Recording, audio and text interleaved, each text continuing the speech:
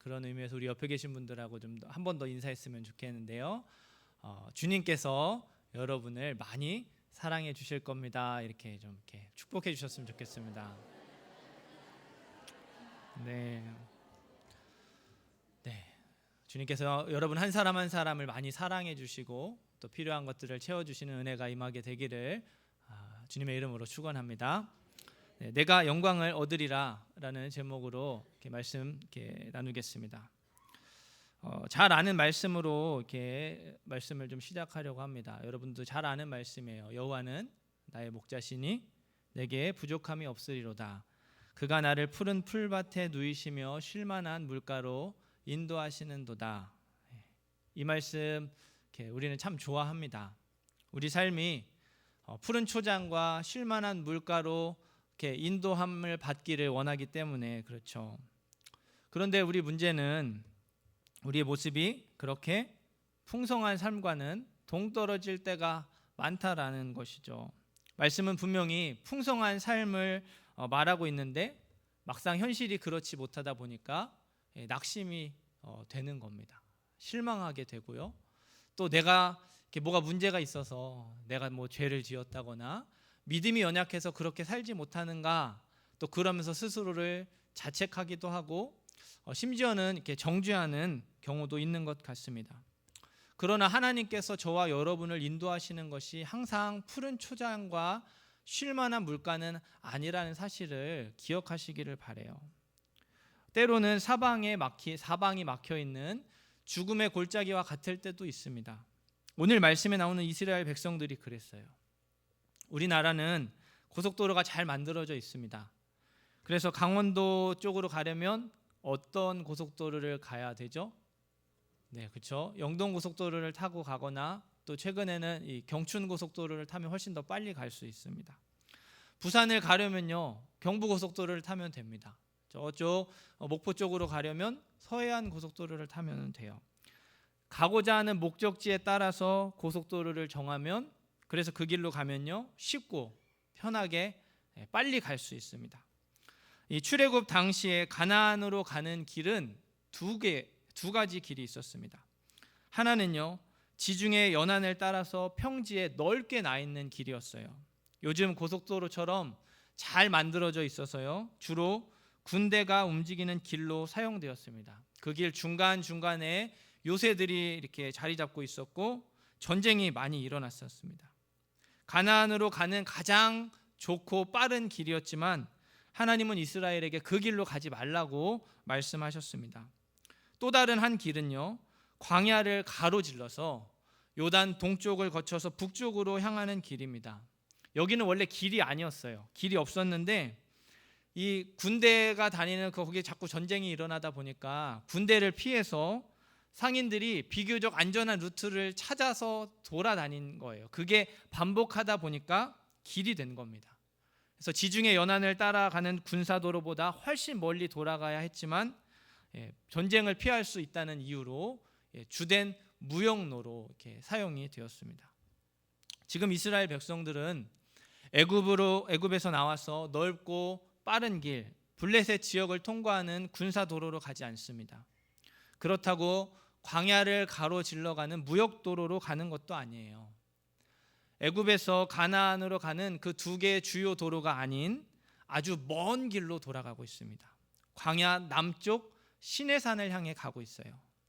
그런데 하나님은 그것도 모자라서 갑자기 방향을 틀어서 애굽 쪽으로 돌아와 진을 치라고 말씀을 하셨어요.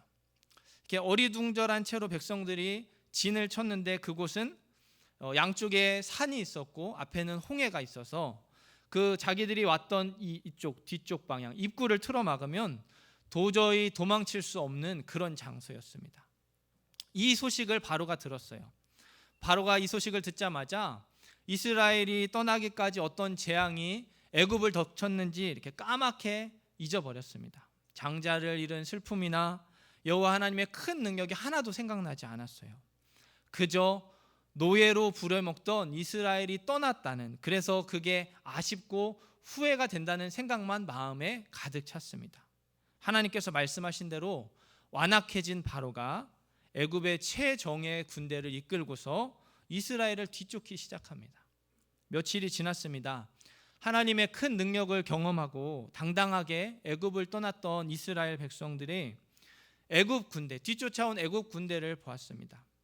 맹렬한 기세로 다가온 애굽 군대를 본 이스라엘 백성들의 큰 두려움에 사로잡히게 말았어요.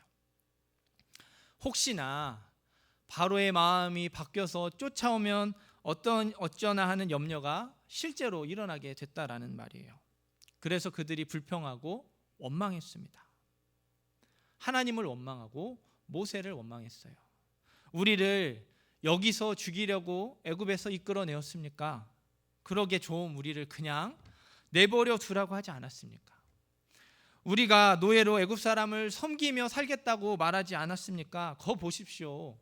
하나님 섬기겠다고 기껏 애굽에 나왔더니 당한 꼴이 무엇입니까? 다 죽게 되었습니다. 다 끝이라는 말입니다. 이게 하나님을 섬긴 결과입니까? 다시 애굽으로 돌아가겠습니다. 항복하고 노예로 살겠습니다. 이스라엘 백성도 이렇게 얘기했어요. 그도 그럴 것이 하나님께서 이해할 수 없는 길로 인도하셨어요. 먼 길을 구태여 돌아가게 하셨다라는 말이죠. 네, 그것까지는 수긍했습니다. 그런데 그렇게 인도하시는 대로, 이끄시는 대로 순종했던 결과가 어떻습니까? 산과 바다와 애굽의 군대에 둘러싸여서 꼼짝없이 죽게 되었어요. 말씀에 순종했는데 상황이 더 악화가 된 것이죠. 조금 나빠지고 어려워지는 정도가 아니고요, 도저히 살아날 수 없는 그 절체절명의 순간, 목숨이 위험한 순간에 이르게 된 거예요. 요즘 말로는 그냥 이렇게 표현해서 좀 죄송합니다만 이렇게 쫄딱 망했다고 보시면 됩니다. 사망의 음침한 골짜기를 걷는 것과 같은 상황이라는 거예요. 제발 일어나지 않길 바랬던 일이 현실이 되고 말았어요. 여러분, 이런데 어떻게 원망이 나오지 않을 수 있겠어요? 억울한 마음이 들고 후회가 되지 않겠습니까? 한번 주의를 거룩하게 지키라는 말씀에 순종해서 가게 문을 닫았다고 생각해 보세요. 우리는 그렇게 주일날 장사를 하지 않아도 그 벌지 못한 것을 하나님이 다른 방법으로 채워주시기를 기대해요. 더 많이 채워주시는 것까지 바라지 않더라도 그냥 현상 유지만 할 수 있을 정도로 주셔도 감사한 게 저와 여러분의 마음이리라 생각됩니다. 그런데요, 주일날 그렇게 말씀에 순종해서 장사를 하지 않았더니 매출이 크게 떨어졌습니다. 손해를 봐도 너무 많이 봤어요. 그리고 우리 청년들 같은 경우는 취업을 하기 위해서 자격증을 준비하고 여러 가지 시험들을 봅니다. 근데 주일날 대부분 이 시험들을 보는 게 이렇게 보죠. 주의를 지키기 위해서 시험을 포기하는 게 쉬울까요? 어렵습니다. 그래도 순종했다고 해봅시다. 시험을 포기하고 주의를 지켰습니다. 그러면 하나님께서 극적인 방법으로 이렇게 취직도 되게 해주시고 원하는 진로의 길도 열어주시면 얼마나 좋겠습니까? 그런데 여러분의 자녀들이 어떻습니까? 그렇게 되지 않을 때가 너무나 많다는 거예요. 여전히 이렇게 백조로 지내면서 하염없이 취업을 준비하는 그런 생활을 해야만 한다라는 거예요. 그럴 때 여러분 마음이 어떻겠습니까? 원망이 되지 않겠어요? 억울하지 않겠습니까? 그냥 주일날 장사할 걸, 그냥 눈 한번 딱 감고 시험 보러 갈 걸, 이런 마음이 들지 않겠냐는 말입니다. 게다가 이스라엘은 430년 동안 애굽에서 노예로 살았습니다. 그들이 아는 유일한 세상은 애굽이 전부였습니다. 말씀에 순종하면서 하나님의 인도하심을 받는 것이요, 이들에게는 매우 생소한 일이었다라는 말이에요. 비록 힘들고 고통스러운 노예의 삶이었지만 그게 익숙하고 그게 편했습니다. 삶의 방식뿐만 아니라 사고방식까지 철저하게 애굽에 동화되어 있었어요. 그렇기 때문에 이런 어려움을 당하느니 차라리 애굽으로 돌아가서 노예 생활하는 게 훨씬 더 좋겠다고 생각했던 것입니다. 그렇게 애굽에 길들여져 있던 하나님의 백성은 눈앞에 있는 어려움 앞에서 하나님의 인도하심에 대해 불신할 수밖에 없었어요. 그런 이스라엘에게 하나님께서 명령하셨습니다. 여러분, 부탁이 아니에요. 권면이 아닙니다. 명령입니다. 모세를 통해서 하나님의 백성들에게 선포된 하나님 명령은 세 가지입니다. 세 가지. 두려워하지 말라. 그 자리에 가만히 서 있어라. 여호와의 구원을 보라. 두려워하지 말고 가만히 서서 하나님이 어떻게 구원하시는지 보라는 명령입니다. 애국 군대를 두려워하는 이스라엘에게 애국 군대를 두려워하지 말라고 명령하세요. 애굽으로 다시 돌아가겠다고, 노예 생활하겠다는 이스라엘에게 그 자리에 가만히 서 있으라고 명령하셨습니다. 산과 바다와 애국 군대로 둘러싸인 상황에서 하나님이 어떻게 구원하시는지 똑똑히 지켜보라고 명령하셨습니다. 이제 그만 불평과 원망을 그치고 조용히 잠잠히 여호와 하나님을 바라보라고 명령하셨습니다. 그 뒤에 어떤 일이 일어났습니까? 사방이 막혔습니다. 위쪽 하늘을 제외하고는요, 열려있는 길이 없었습니다. 그런데 바로 그 하늘에서 구원이 임했습니다. 당당하게 애굽을 떠나도록 이끌었던 하나님의 능력이 다시금 이스라엘 가운데 나타났어요. 산과 바다와 애굽 군대로 둘러싸인 상황에서 도저히 빠져나갈 구멍이 없었는데 바다에 길이 열린 것입니다. 길이 전혀 없다고 생각했던 곳에서 하나님께서 구원의 역사를 시작하셨습니다. 모세가 바다 위로 손을 내밀매 여호와께서 큰 동풍이 밤새도록 바닷물을 물러가게 하시니 물이 갈라져 바다가 마른 땅이 된지라. 아멘. 네, 우리가 아는 것처럼 홍해의 기적이 일어났습니다. 하나님만 하실 수 있는 일이 이스라엘 가운데 나타났어요. 여러분, 세상에 누가 이 홍해, 바다를 가를 수 있겠습니까? 홍해를 가르는 것, 바다를 가르는 게 누구의 능력으로 되겠어요? 사람으로는 도저히 할 수 없는 일이죠. 한두 사람 건너가는 길 만드는 것도 참 쉽지 않은 일인데요, 노인과 어린 아이들을 포함해서 수백만 명이나 되는 어마어마한 사람들이 건너갈 수 있는 길을 만드는 건 하나님이 아니고서는 할 수 없는 일입니다. 오직 하나님만 하실 수 있는 일이 이스라엘 가운데 나타났어요. 하나님께서 바다에 길을 내셨습니다. 이스라엘을 구원하셨고요, 이 모든 일을 계획하신 하나님께서 이미 처음부터 이스라엘 백성들을 인도하시며 바다에 길을 숨겨 놓았던 것입니다. 사랑하는 성도 여러분, 우리가 끝이라고 생각하는 그 순간이 하나님께서 일하시는 시점이라는 사실을 믿으시기 바랍니다. 사방이 막혀서 더 이상 길이 없다고 생각하는 그때에 하나님은 길이 없는 그곳에서 길을 내는 분이세요.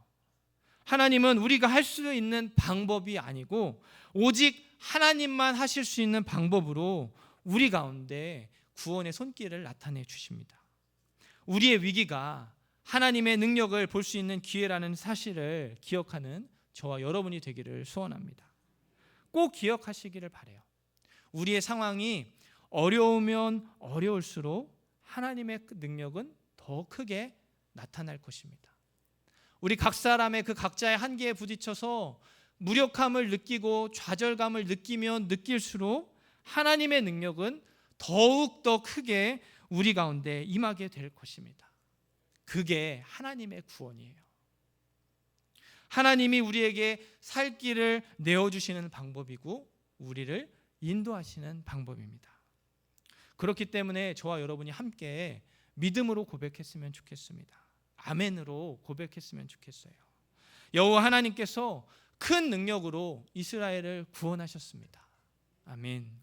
눈앞에 절망적인 상황으로부터 이스라엘을 구원하셨습니다. 아멘. 이처럼 이스라엘을 구원하신 하나님께서 저와 여러분의 삶 가운데도 동일하게 역사하실 줄 믿습니다. 우리 각 사람의 형편과 상황 가운데 오늘 말씀과 같은 여호와 하나님의 구원이 임하게 되기를 간절히 소망합니다. 그러면요, 하나님이 왜 이렇게 극적인 방법으로, 참 드라마틱하잖아요, 이렇게 극적인 방법으로 이스라엘을 구원하려고 하셨을까요? 저는 한때 하나님이 참 극적인 걸 좋아하는 이렇게 드라마틱한 분이 아닐까 생각했었습니다. 성경을 보면요, 평범한 일이 거의 없어요.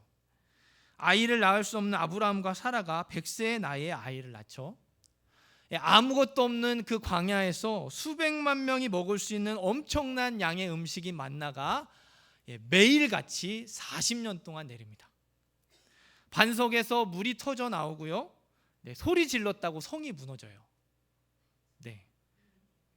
어느 성인지는 다 아시죠?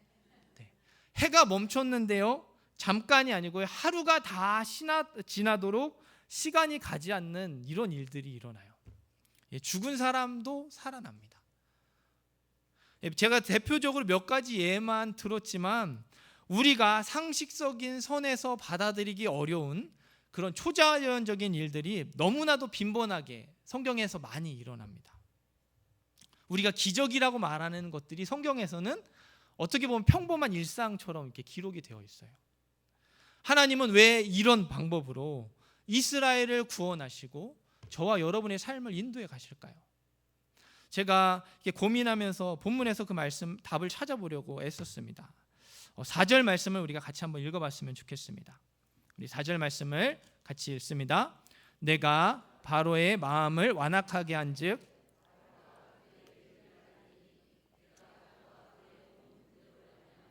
영광을 얻어 애굽 사람들이 나를 여호와인 줄 알게 하리라 하심에 무리가 그대로 행하니라. 아멘. 내가 그와 그의 온 군대로 말미암아 영광을 얻어 사람들이 나를 여호와인 줄 알게 하리라. 내가 영광을 얻어 나를 여호와인 줄 알게 하기 위함이라고 말씀합니다. 하나님은 이 모든 상황을 통해서 하나님의 하나님 되심을 나타내고 원하셨다라는 거예요. 이 세상 모든 만물을 다스리시는 분이 다른 것이 어떠한 존재가 아니라 바로 우리 여호와 하나님이시라는 사실을 나타내고자 하셨습니다. 이스라엘 백성들과 애굽 사람들만이 아니라 이 사건을 접하는 모든 사람들이 하나님을 인정하고 하나님의 이름을 높이기를 원하셨다라는 거예요. 바로 이것이 하나님께서 이스라엘을 구원하신 목적이자 이유입니다.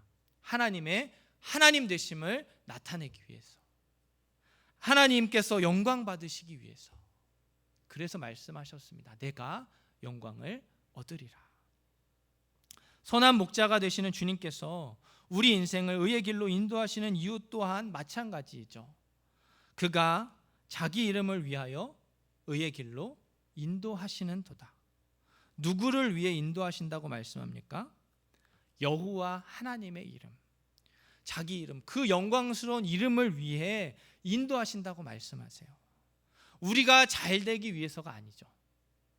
저와 여러분의 문제가 해결되기 위해서 우리를 인도해 주신다가 아닙니다. 하나님의 영광을 위해서, 그 일을 통해서 하나님이 영광을 받으시기 위해 저와 여러분의 삶을 인도하신다라는 겁니다. 그러면 우리의 문제가 해결되지 않더라도 하나님이 영광 받으신다면 하나님께서 우리를 어떻게 인도하시겠습니까? 문제가 해결되지 않은 채 그렇게 살아가도록 우리를 이끄신다라는 말이에요. 그렇습니다. 하나님은요, 우리 삶을 통해서 영광 받으시기를 원하세요.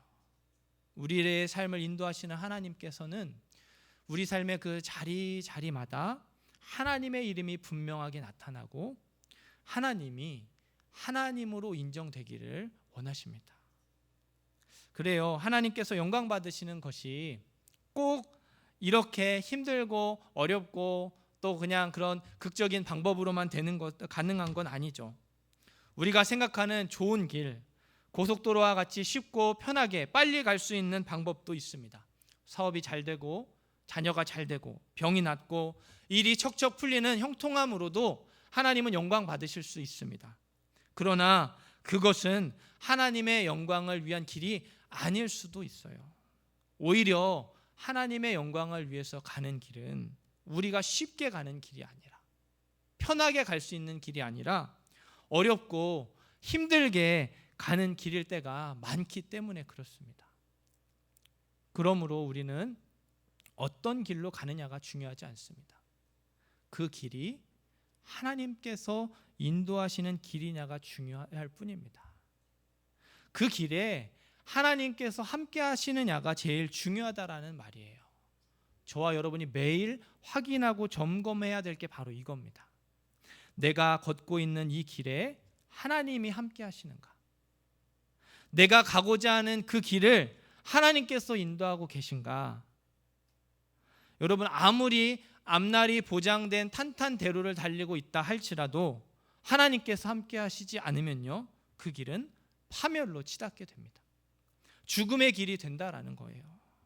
하지만 그 길이 비록 험하고 힘든 길이라 하더라도 하나님께서 인도하시는 길이면 의의 길이 될 것입니다. 그 길은 생명의 길이 되는 것입니다. 사망의 음침한 골짜기를 다니는 것과 같을지라도 주께서 함께 하시면 끝까지 안전하게 될 것입니다. 캄캄한 흑암과 같이 한치 앞도 볼 수 없는 답답한 상황이라도 괜찮아요. 그 길이 하나님께서 인도하는 길이라면 결국에는 광명의 빛이 비치게 될 것이고 우리 주님께서 영광을 받으실 것이기 때문입니다. 하나님이 왜 우리를 어려운 상황으로 인도하십니까? 하나님이 왜 우리를 홍해와 같이 사방에 막힌 길로 그렇게 인도하시는 것일까요? 저와 여러분 안에 있는 두려움의 근원을 떨쳐버리기 위해서 그렇습니다. 우리 안에 있는 불신앙을 제거하기 위해서 그래요. 그래서 우리가 하나님의 하나님 되심을 고백하며 온전히 하나님께 영광 돌리도록 우리를 인도해 가십니다. 우리 아버지 되시는 하나님께서 왜 저와 여러분에게 풍성한 삶을 주고 싶지 않으시겠습니까? 하나님도 우리가 그렇게 쉽고 편하고 빠른 길을 가기를 바라시죠. 형통한 삶을 살고 풍성한 삶을 누리기를 원하십니다. 그러나 문제는 우리 안에 두려움이 너무 크게 자리 잡고 있다라는 거예요. 이스라엘처럼 애굽으로 돌아가려는 불신앙이 여전히 뿌리 깊이 자리 잡고 있다라는 말이에요. 세상에 길들여져 있어서 세상의 부요를 쫓아가는 삶의 자리가 너무나도 많기 때문에 하나님은 우리를 그렇게 어려운 길로 인도해 가시는 겁니다. 우리가 보기에는 너무 먼 길로 돌아가는 것 같지만 사방이 막힌 죽음의 골짜기를 걸어가는 것처럼 그렇게 인도하시지만, 그리고 우리가 그것을 피하고 싶고 또 그 길을 가고 싶지 않을 때가 너무나 많지만 하나님은 반드시 우리를 그 길로 인도해 내셔서 우리 안에 있는 두려움을 다 뽑아내실 것입니다. 우리 안에 있는 불신앙을 다 불살라 없애버리실 것입니다. 그리고 이런 과정을 통해서 하나님만 의지하고 하나님께 영광 돌리는 삶으로 바꾸어 가실 것입니다. 바로 이것이 저와 여러분을 향한 하나님의 열심이에요. 사랑하는 성도 여러분, 어떤 것이 좋겠습니까? 쉽고 편합니다. 그래서 빠른 길로 갈 수 있습니다. 그러나 하나님이 함께 계시지 않습니다. 하지만 멀리 돌아가서 막막합니다. 숨이 턱까지 차오르는 것처럼 힘들고 고생스러워서 포기하고 싶습니다. 그러나 거기에 하나님이 함께 하십니다. 여러분, 어떤 길을 선택하시겠습니까? 바라기는 하나님께서 영광 받으시는 길을, 하나님께서 함께하는 길을 선택하는 저와 여러분이 되기를 간절히 소망합니다. 그렇기 때문에요, 우리는 믿음의 자리에 서서 믿음의 눈으로 여호와 하나님을 바라보아야 합니다. 우리 13절 말씀을 같이 한 번 더 읽도록 하겠습니다. 13절 말씀입니다. 모세가 백성에게 이르되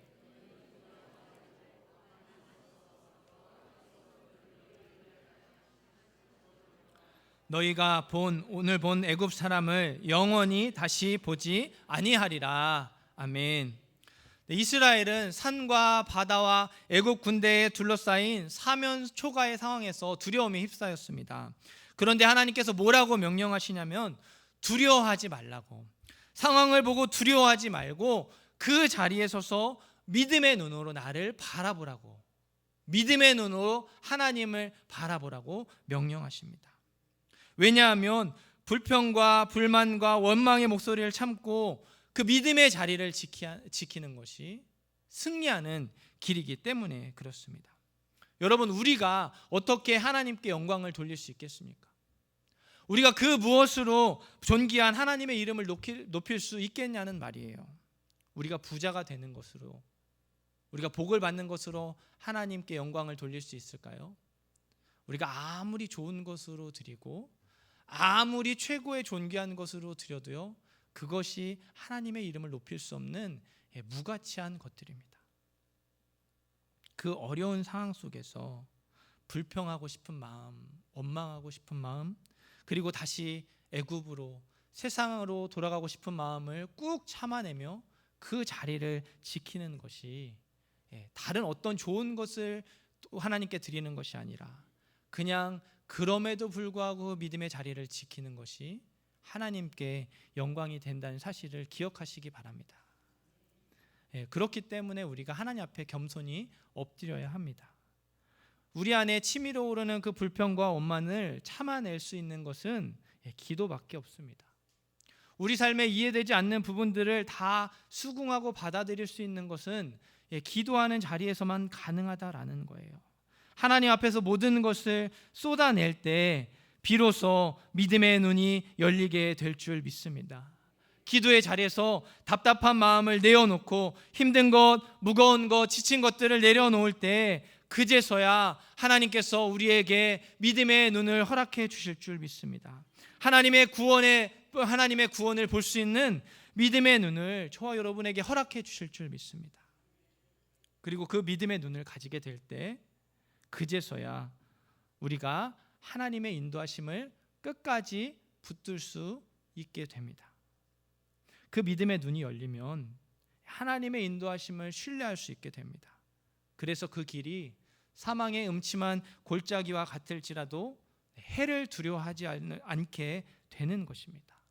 내가 보기에 여전히 푸른 초장과 쉴만한 물가와 같지 않을지라도 부족함이 없다고 고백할 수 있게 되는 거예요. 많은 사람들이 쉽고 편한 길로 가더라도 나는 멀리 돌아가서 힘들고 뒤처지는 것 같아 보일지라도 조급해하지 않을 수 있고 거기서도 하나님을 원망하지 않을 수 있게 됩니다. 사방이 막혀있는, 그래서 어디로 갈지 모르는 답답한 상황일지라도 그때에도 위를 바라보고 하나님을 바라보면서 한 걸음 한 걸음 믿음으로 걸어가게 될 줄 믿습니다. 너희는 두려워하지 말고 가만히 서서 오늘 여호와께서 오늘 너희를 위하여 행하시는 구원을 보라. 하나님의 명령입니다.